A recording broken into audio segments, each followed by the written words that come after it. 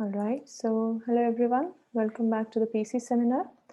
Today we have with us Niels Grüttemeier from Philipps University of Marburg, and he'll be talking about parameterized complexity of polytree learning. So thank you so much for accepting to give this talk, Niels. Over to you now. All right, so thank you very much. Thank you for the invitation and thank you for the nice introduction. This is joint work with Christian Komisiewicz and with Niels Morawitz. This talk is about the parameterized complexity of polytree learning, and polytree learning is a special version of an important AI problem which is called Bayesian network structure learning. And the first half of this talk will be about this Bayesian network structure learning problem, and in the second half I will talk about polytree learning. So I will start with this cartoon. It's a cartoon that I took from the book of Why by Judea Pearl. And on the right side of this cartoon, we can see Sherlock Holmes. So Sherlock Holmes, the famous book character who is known as a genius detective or a genius investigator who solves every crime case. And on the left, we see a little robot Sherlock, so like an artificial intelligence version of Sherlock Holmes. Now, let's say you are an AI researcher and your task is to build this robot Sherlock, so to implement an artificial intelligence that solves crime cases as good as Sherlock Holmes does. So if this is your task, you would probably consider to do this by using a Bayesian network. So what does Sherlock Holmes do when he solves a crime case? So what he basically does is he observes the real world and then he says something like, I've seen that this person has a broken arm. So I conclude that he must have been in a fight and therefore something. And in the end, he comes with a conclusion that solves the crime case. So what he basically does is he observes the real world, he derives causal dependencies from his observations, and in the end, he uses his observations and the causal dependencies to derive new statements that solve his case. And this is basically what Bayesian network structures, what Bayesian networks are supposed to do in context of machine learning. Let us start with an introductory example. Let's say we have 3 random variables, namely being a computer scientist, being a gardener, and being interested in trees. And we now want to find out what are the statistical dependencies between these random variables. And to show the dependencies, we use a very simple model. We see the random variables as vertices in a directed graph. And whenever one random variable depends on another random variable, we draw a directed arc between the corresponding vertices. For example, just like this. So this arc means that being interested in trees depends on being a computer scientist. So maybe the probability that you are interested in trees is bigger when it is given that you are a computer scientist. And what we now want to do is we want to find a network structure that best possible represents the real world scenario, the real world dependencies. And what we want to do is we are looking for a directed acyclic graph. So it is pretty important that the graph is acyclic. We do not want to have any cyclic dependencies. So what is the best graph for this network? Is it this one or this one or this one, this one? We don't know. And this is how the problem I will talk about, Bayesian network structure learning, is motivated. Among all the possible DAX-directed acyclic graphs, we wanted to find the best one. And when we want to identify the best one, we need some sort of framework that actually evaluates how good a specific graph actually is. And we will see this in a formal problem definition in a few minutes. Before we will come to a formal problem definition, I just want to put the actual task, the actual problem task of Bayesian network structure learning I will talk about today in the whole context of machine learning when it comes to Bayesian networks. So there are 2 major tasks. There is the learning task and the inference task. So the learning task, when we think about Sherlock Holmes, it's basically he observes the real world and makes his causal assumptions, and the inference task is to derive new statements from the observations. The learning task in context of machine learning splits up into 3 subtasks. So the first subtask is we get some data, we measure it in the real world, and we compute something that is called locus scores. So this will be particularly important for us on the next slide. But for now, let's just say this is something that evaluates how good specific dependencies between the random variables are. Okay, so this is the first part of the task. So what we get is some real world data. Maybe we asked a lot of people, are you a computer scientist? Are you a gardener? Are you interested in trees? And from these matrices, from these data matrices, we compute something that is called locus score. And in the second subtask of the learning task, we take these pre-computed locus scores, and from these computed locus scores, we compute the optimal network structure. So this is actually the subtask of the learning task that this talk is about. And there is also a third subtask, that is we have to compute something that is called conditional probability tables. It's not too complicated, but today I want to talk about this.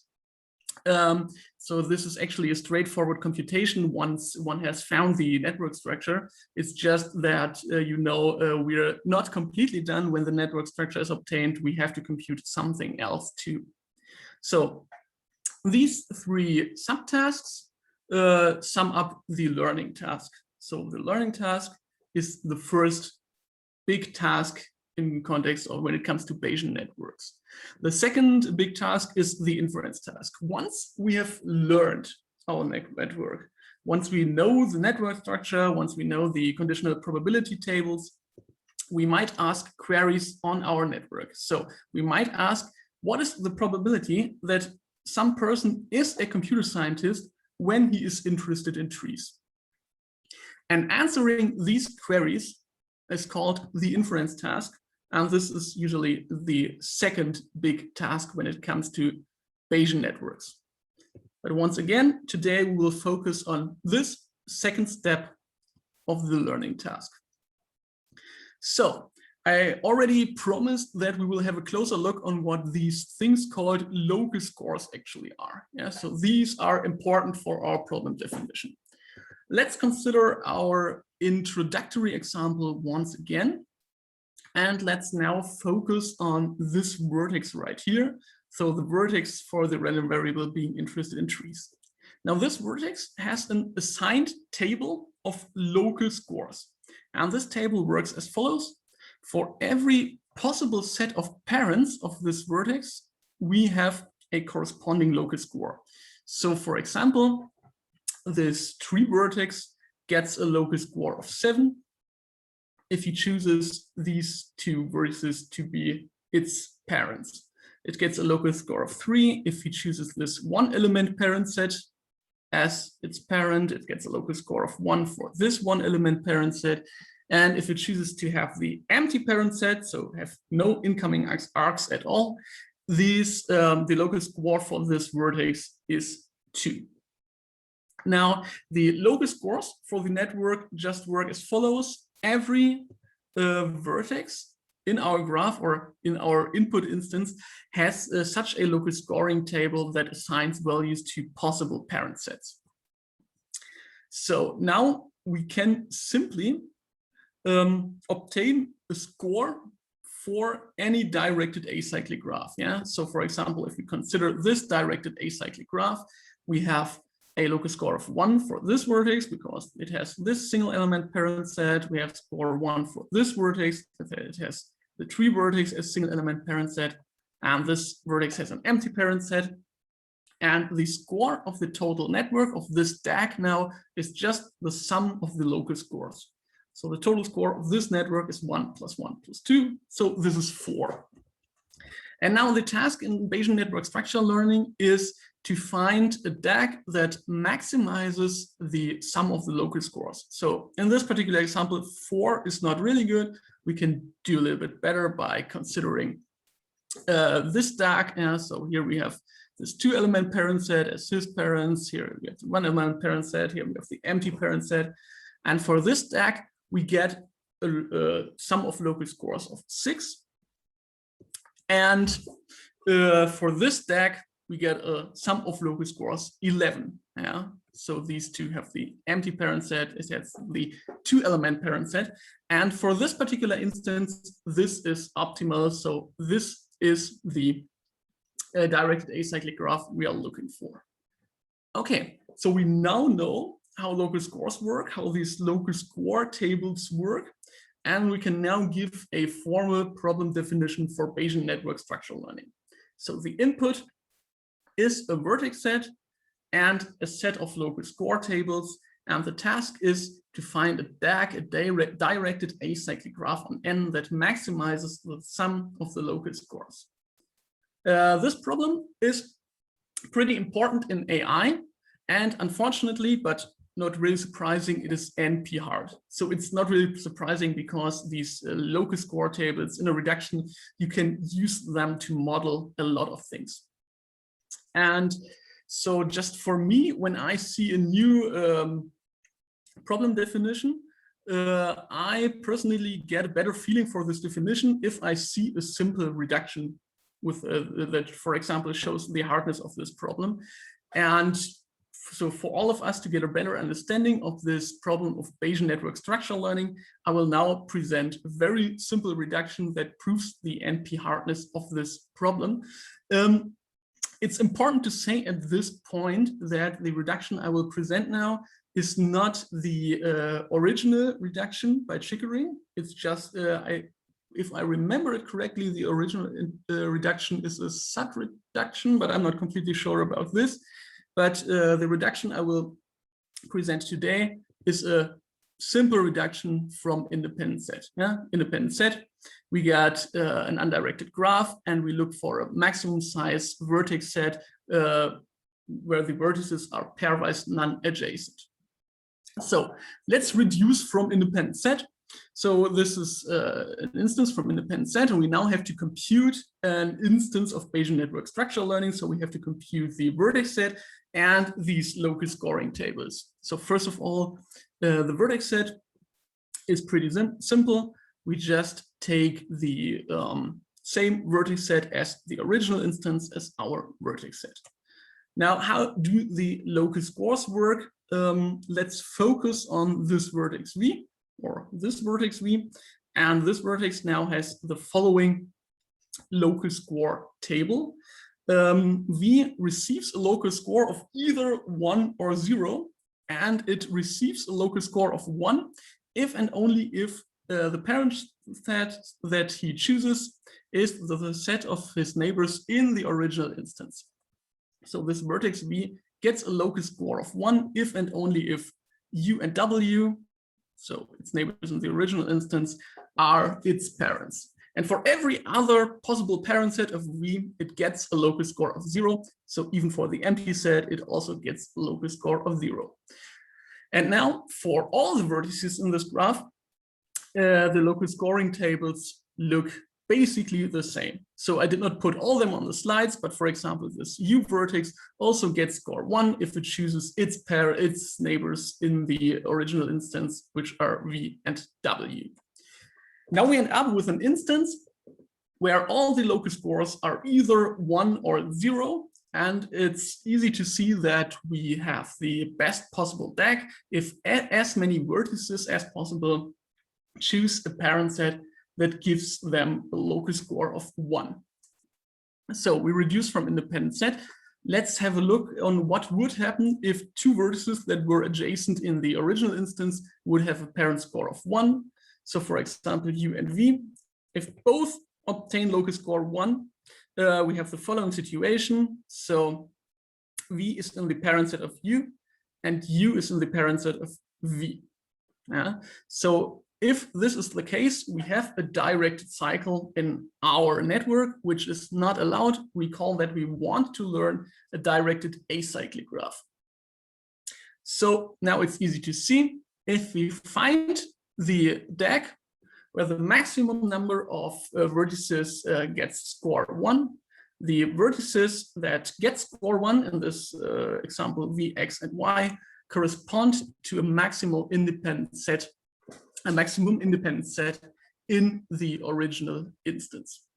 So this is a very simple reduction. Once again, this was not the historically original reduction that proves the NP hardness, but this is a simple reduction to prove the NP hardness, and in my opinion, it gives a pretty good understanding of this problem definition. Okay.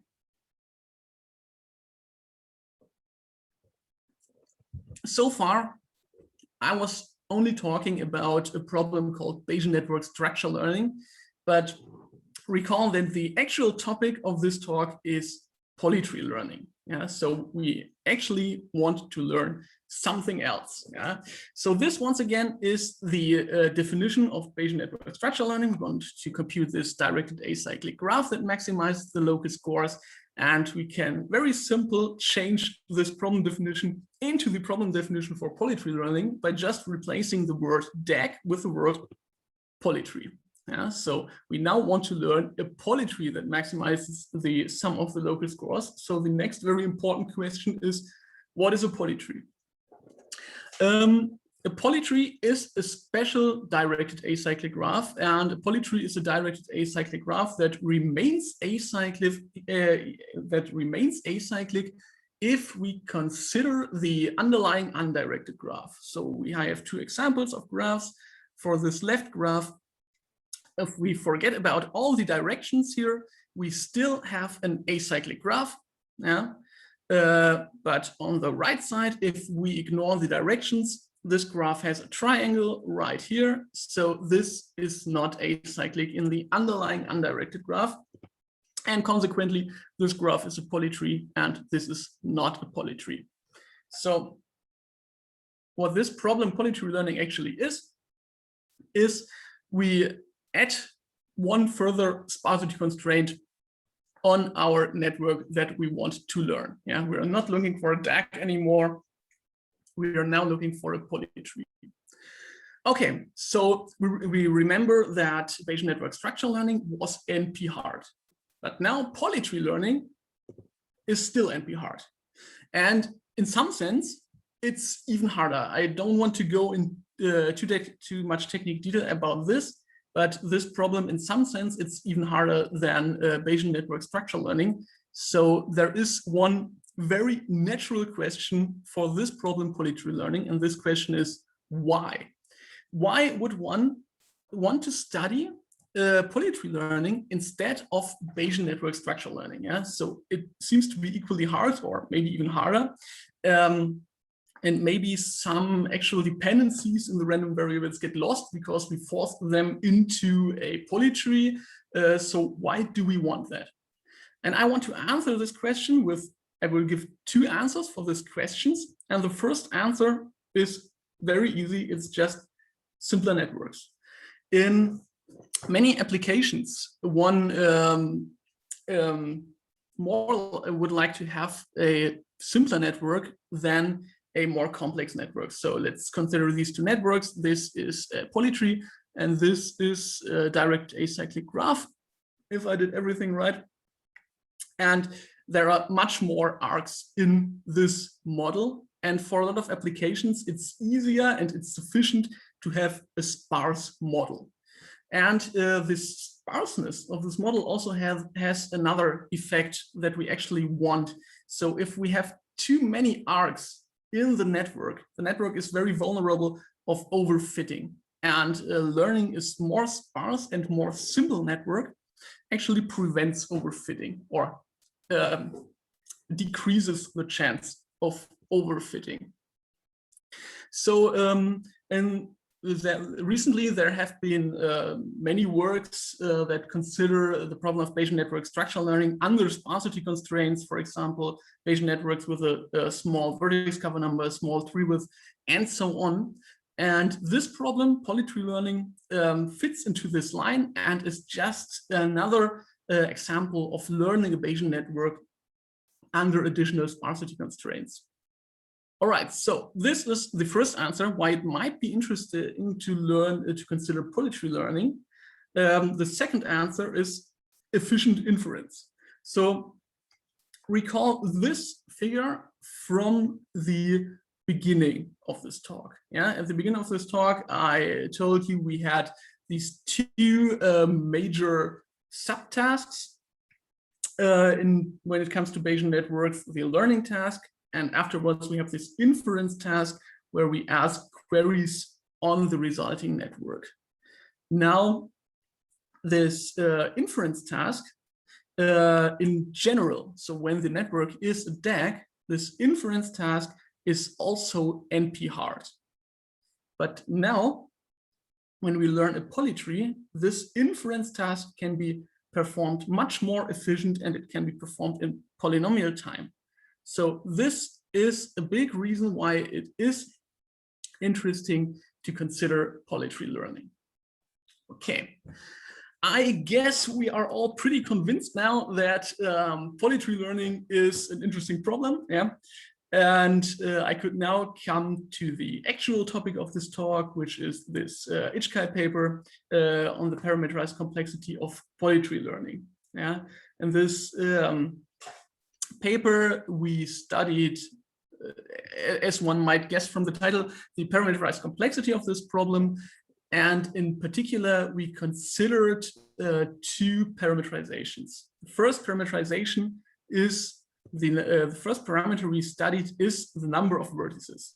So typically, when you're in the FPT community, this looks like a very strange parameter because for most of the problems, this is roughly the input size. But recall that we have these local scoring tables. So the total encoding of the input of polytree learning might be exponentially large in the number of vertices.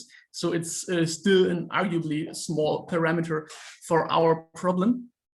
And for this parameter, our results are the following. The first one is FPT for this parameter. FPT is actually obvious, but we presented a direct algorithm with this running time, but this I denote the total encoding size of the input instance, so the size of the vertex set plus the encoding size of the local score tables. And we obtained an FPT algorithm with this running time. This algorithm is based on a simple dynamic program. And yes, so we have this singly exponential running time algorithm. And this FPT result is complemented by a kernel lower bound. So there is presumably no polynomial kernel for this parameter n, which is kind of interesting because this basically tells us that these local scoring tables are not compressible. Yeah, so we cannot compress the size of these local score tables to be polynomially bounded in the size of vertices. Okay, so this is the first and actually kind of natural parameter we considered in our work. And we also studied one further parameter. And this other parameter we call the number of dependent vertices. So to understand what we mean by this parameter, we need some more explanation. So let's consider the introductory example once again.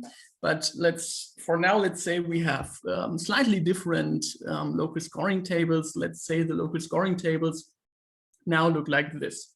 Yeah. So the two vertices, the tree vertex and the gardener vertex, have trivial local scoring tables where every local score for every possible parent set is 0, and the only vertex with a non-trivial local scoring table is this vertex. Now, when we consider this network, it is optimal for this instance. Yeah, so this vertex gets a locus score of 3 because he had this single element vertex set, and this is obviously the best we can do for this instance. But now let's focus on this arc. This arc is actually not really important for the stack to be a solution, right? So we can simply remove this arc and still have a solution with a sum of locus scores 3. So the only thing that we did was we changed the one element parent set of this vertex from the one element vertex set to the empty set. Yeah, but this did not have any effect on the sum of the locus scores. So the important observation is whenever we have trivial locus scoring tables, we might assume that in a solution, these vertices with a trivial locus scoring table have the empty set as its parent set, or in other words, they do not have incoming arcs. And this is the reason why we call these vertices with the trivial locus scoring tables independent vertices and these vertices dependent vertices. So once again, when we think about our parameter, the number of dependent vertices, we have to think about it that way. We have a gray box of independent vertices and a yellow box of dependent vertices. Yeah, and a solution might look like this. So all these independent vertices have in degree 0, have no incoming arcs, and all these dependent vertices are the vertices that actually might have a non-empty parent set in a solution. All right, so this is our parameter. And what are the results regarding this parameter? So the first result is for this new and arguably smaller parameter, Polytree learning now becomes W1 hard. On the slide, I added a set emoji because it's actually set news, yeah, for people who are interested in efficient algorithms and want to solve this problem. But from an algorithmic point of view, I think it's kind of interesting that this problem gets W1 hard for this parameter, because the vanilla Bayesian network structural learning, so the problem where we aim to learn a DAG instead of a polytree, this is trivially FPT for this parameter of the dependent vertices, because there is a very simple reduction rule that removes independent vertices from the graph.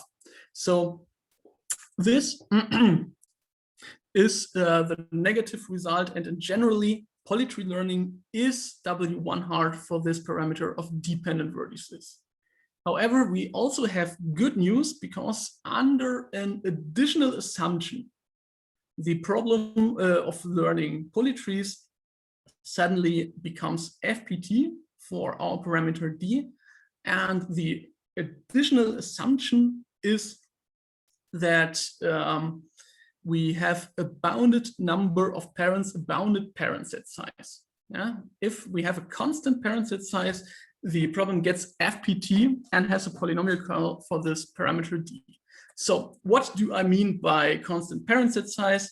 Well, let's say this is a vertex in our network, and we say that there is a constant parent set size if there exists some constant P and the locus scores are arranged as follows. So whenever a vertex chooses a parent set of size bigger than this constant, the locus score is 0.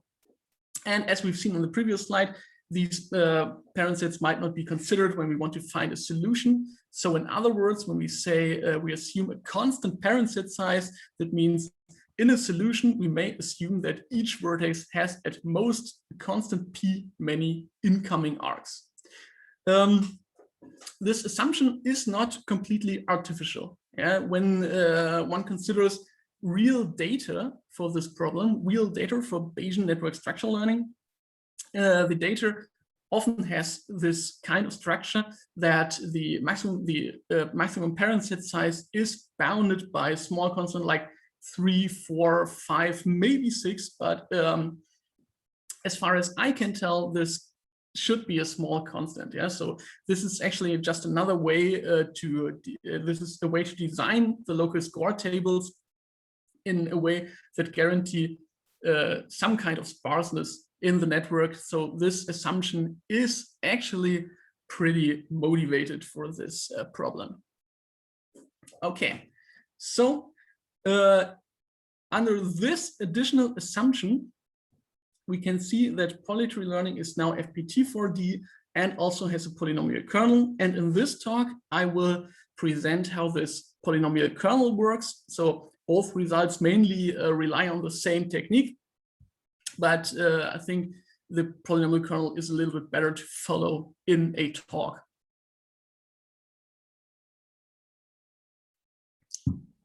Okay, so the technique these results are based on is the technique of computing representative families in a matroid.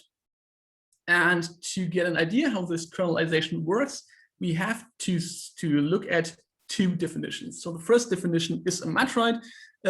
If you ever worked with matroids, or if you're familiar, this is a pretty normal definition for you. For those ones who do not have so much experience with matroids, the way you have to think about this is it's a generalization of linear independent sets in a vector space. Yeah? So a matroid basically is a pair consisting of one set E and a family of subsets I of E. And we say that this pair is a matroid if three conditions hold. So if the empty set is an element of this family of subsets, so this condition should hold. So like the empty set should be linearly independent. The second condition is if we have a set that belongs to the family I, so if we have an independent set, then every subset of this set is also independent. And the third condition is if we have two independent sets and one of these independent sets is strictly smaller than the other one, I can take one element from the bigger one, add it to the smaller one, and still have an independent set. Okay, so this is the formal definition of a matroid. And why is this interesting for us for polytree learning? Well, there are a lot of very good works on matroids that present algorithms working on matroids that we may use as subroutines. So we have to put our polytree learning task into a matroid framework. And the matroid that we use in our work is the following matroid. We use the matroid where the basic set E is the set of all possible arcs that might be in a solution. And we call a subset of arcs independent if the vertex set together with this set of arcs is a polytree. Yeah, so for every input instance for polytree learning, we define our own matroid, and we will use matroid algorithms as subroutines. So this matroid is actually a pretty well-studied matroid, or at least it is very closely related to a well-studied matroid that is called the graphic matroid. Okay, so this is the first definition that we need for our kernelization, and this is how we use it in context of polytree learning. Now, the second definition is the definition of representing families. So for this definition, we need three things. We need a matroid, we need a family of subsets of this set E, and we need a weight function that assigns a non-negative weight to every element in this family of subsets. And we now say that a family A hat Q represents our family A if for every possible subset B of E that has size Q, the following implication holds. So if there exists a set in our family A that is disjoint from B and the union is independent, then there also exists a set in our Q representing family A hat that is also disjoint from B. The union is also independent, and the weight of this set is not smaller than the weight of our previous set. Okay, so this is the formal definition. Once again, if you've already worked with it, it is pretty natural. If this might be new, it can seem a little bit technical and strange on the first sight. In the following, I don't want to be too technical. So what I will now do is I want to explain how we have to interpret this idea. So what's the intuitive idea of this in context of polytree learning? So our family of subsets are family of arc sets in our interpretation. And we say that such a family contains a partial solution. And by partial solution, we mean an arc set that can be extended to a solution of polytree learning by adding Q arcs. Yeah, for example, this might be a partial solution that is contained in this family A. And maybe this is a solution for our instance. And this is a partial solution if we can add these Q arcs to obtain a solution. And now this Q representing idea is if this family contains a solution, then the Q representing family also contains a partial solution, which might not be the same. It might look a little bit different, yeah, but this also contains a partial solution, and this partial solution can be extended to a solution using the same Q arcs as before. So this is the intuitive idea behind this representing families definition. And for the rest of this talk, I will argue with this intuitive idea. Yeah? So the intuition is just that the partial solution corresponds to this set A. Here we guarantee that it can be extended by a disjoint set, and this condition guarantees that the outcoming set is still a polytree, or still defines a polytree, because our independent sets are the arc sets that define a polytree. And this condition now guarantees that the score for the new partial solution we find is not smaller than the score we had before. Okay. So this is the idea behind this definition. Now we can come to our actual kernel result. So the result is this one, yeah, polytree learning admits a kernel of this size. And recall our parameters. So this P is a constant parent set size, and this D is the number of dependent vertices. All right. So how does this kernelization work?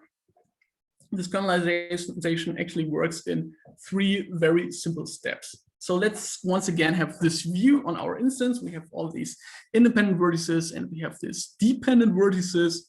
And for each dependent vertex, for example, this V, we now define a family of arc sets. Yeah, so for this V, we define the family AV, and these are the arc sets corresponding to potential parent sets of V.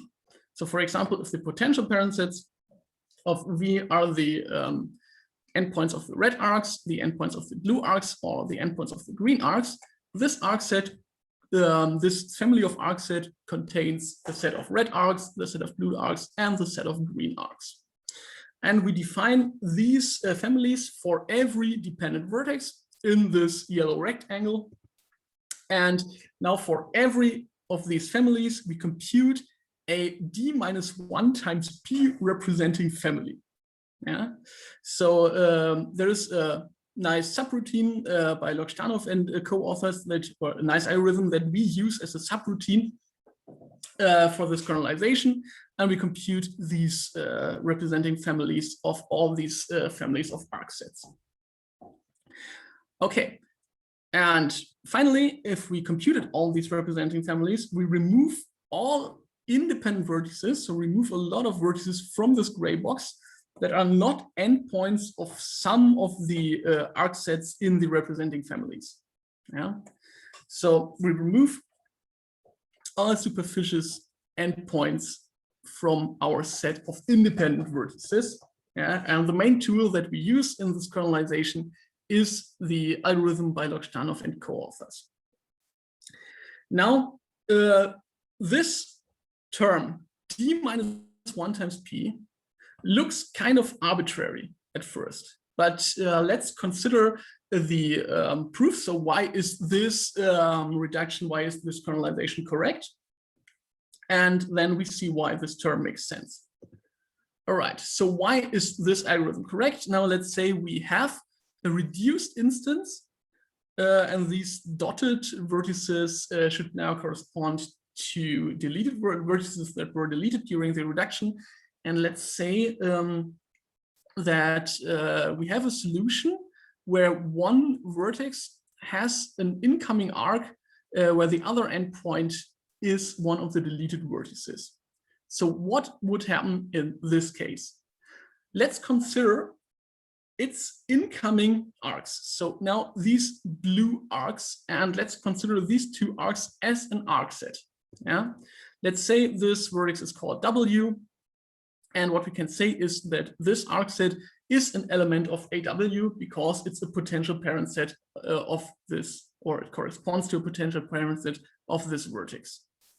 Now, these are our dependent vertices, yeah, and P is the parent set size. Now, if we remove this one dependent vertex, we have d minus 1 dependent vertices left. All of them have parent set size P, so we can extend this vertex set, this blue arc set, this arc set containing the blue arcs, to a solution using d minus 1 times P arcs, so using the other incoming arcs into the other dependent vertices.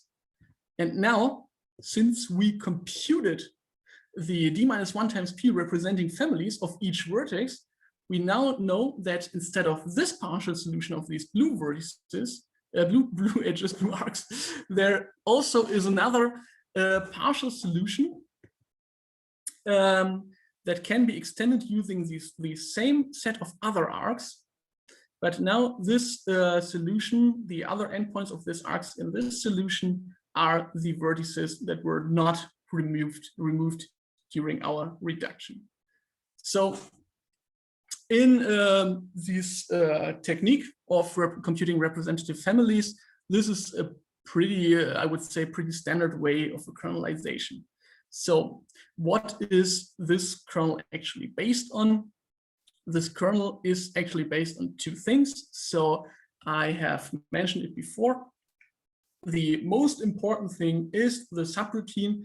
There is an efficient algorithm to compute small representing families. So this is the main tool that we use, and this is nice that the Polytree solutions form a matroid, and that we can apply this algorithm as a subroutine to compute our kernelization. And another thing that is also important to mention at this point, I did not mention it on the previous slides, is we also need an algorithm to shrink down the encoding of local scores. Yeah. So this algorithm I just presented also only removes some vertices from the input instance, but after removing these vertices, it might still be possible that the encoding of the local scores, or the actual value of these local scores, is still unbounded in D. So what we also did is we used another existing algorithm as a subroutine to shrink down the encoding of these local scores, and we used the algorithm by Edscheid and co-authors. Okay, so this is basically what our kernelization does. Yeah, we just apply two algorithms that were already there and had a kernel for this problem of polytree learning.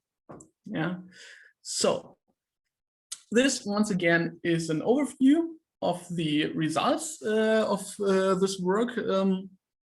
We had these two parameters, the number of vertices and the number of dependent vertices. For the number of vertices, we had FBT on the positive side and no polykern on the negative side. For the dependent vertices, we had W1 hardness in general instances and FPT and a polynomial kernel if the parent set size is constant. So I already said that this FPT algorithm is also based on the same technique as the kernel. We also compute representing families in a matroid. Yeah, so the very rough idea of this FPT algorithm is we consider the dependent vertices one after another.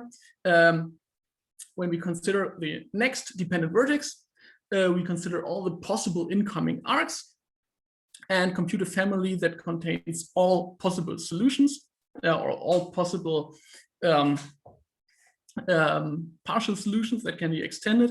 And we then use the algorithm by Lokshtanov and co-authors to compute a representing family and to keep the current set of possible solutions small. So these two results rely on the same technique.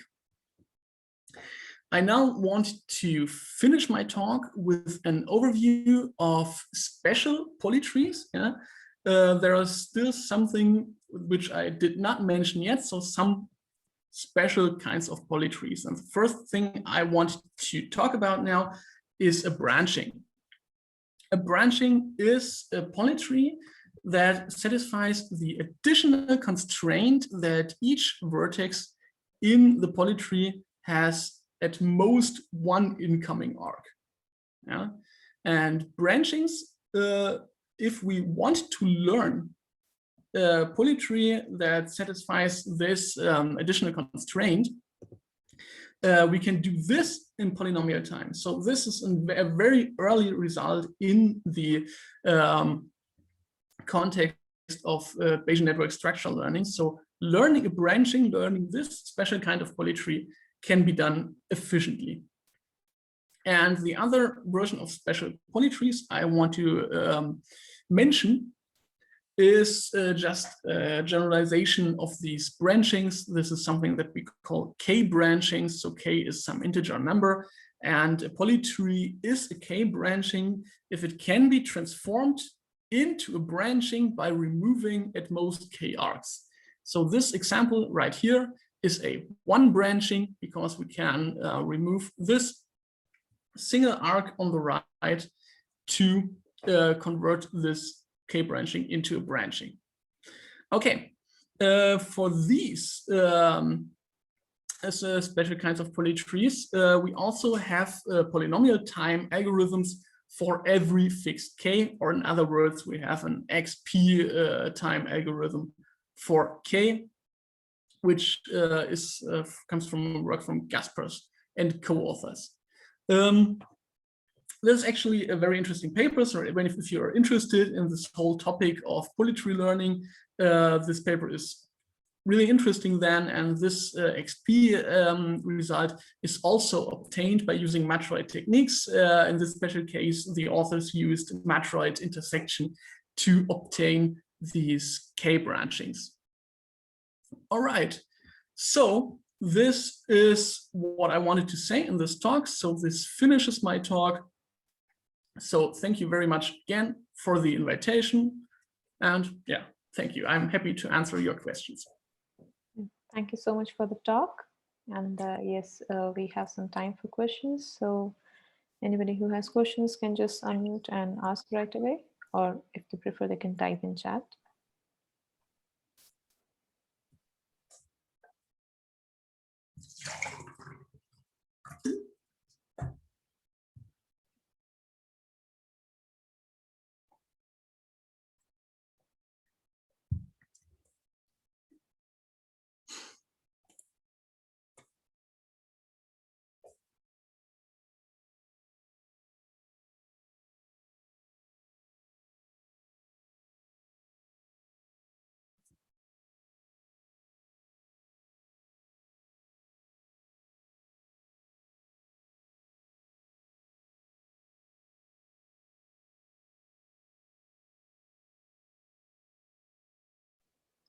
So let me ask one. So are there any other parameterizations that you might consider or you think might be likely for getting FPT results?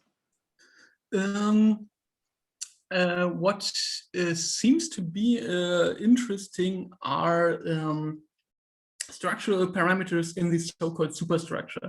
So when we think about these networks, we have something that's called a superstructure, and this is just, we have, can you see what I draw here? Yes. On the screen, okay. So the superstructure, for example, is when you just add all the arcs that might be in potential parent sets. So this is sort of a metastructure of some input instance. And what you can do is consider structural parameters in this superstructure, for example, the vertex cover number, yeah, and look if you can obtain FBT algorithms. And actually, in context of this superstructure, our parameter, the dependent vertices, is a parameter that's actually bigger than the vertex cover of the superstructure. So when you think about the superstructure, so these are the dependent vertices, that are the independent vertices, all the possible arc sets somehow look like this, yeah. And so this is always a vertex cover of the superstructure. So the next interesting thing maybe to find FBT algorithms is to consider smaller parameters, which are structural parameters in the superstructure. Okay, yeah, all right.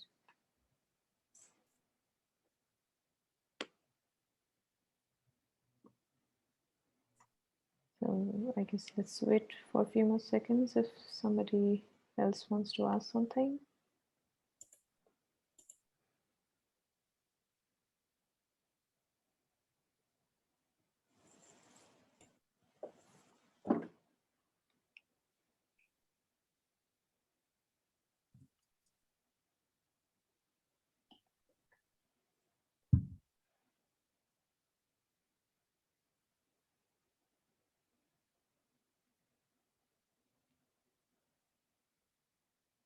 Okay, I suppose no other questions then. So, all right then, thank you once again for the talk. It was great to have you. And thanks to the audience for being around. And we wrap up our session for today here itself. And see you all next time. Thank you. Bye. Thank you very much. Goodbye.